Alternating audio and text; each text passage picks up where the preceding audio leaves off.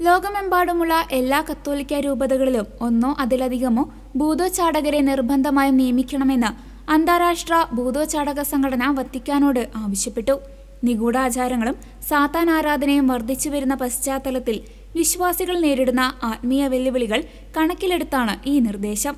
March 13 വത്തിക്കാനിലെ apostolic കൊട്ടാരത്തിൽ വെച്ച് Leo 14 പാപ്പയുമായി നടത്തിയ സ്വകാര്യ കൂടിക്കാഴ്ചയിലാണ് സംഘടന ഈ ആവശ്യം ഉന്നയിച്ചത്.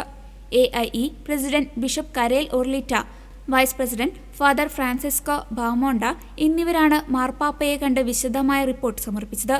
റിപ്പോർട്ടിൽ ഓരോ രൂപതയിലും പ്രത്യേക പരിശീലനം ലഭിച്ച വൈദികരെ ഭൂതോച്ചാടന ശുശ്രൂഷയ്ക്കായി നിയോഗിക്കണമെന്നും വൈദിക വിദ്യാർത്ഥികൾക്ക് പിശാചിന്റെ പ്രവർത്തനങ്ങളെക്കുറിച്ചും സുവിശേഷാധിഷ്ഠിതമായ പ്രതിരോധങ്ങളെക്കുറിച്ചും സെമിനാറുകളിൽ പ്രത്യേക പാഠ്യപദ്ധതി വേണമെന്നും ആവശ്യപ്പെട്ടു. പുതുതായി നിയമിക്കപ്പെടുന്ന ബിഷപ്പുമാർക്ക് തങ്ങളുടെ രൂപതയിലെ ഭൂതോച്ചാടന ശുശ്രൂഷകൾ കാര്യക്ഷമമായി മേൽനോട്ടം വഹിക്കാൻ ഹ്രസ്വകാല പരിശീലനം നൽകണമെന്നും റിപ്പോർട്ടിൽ പറയുന്നു.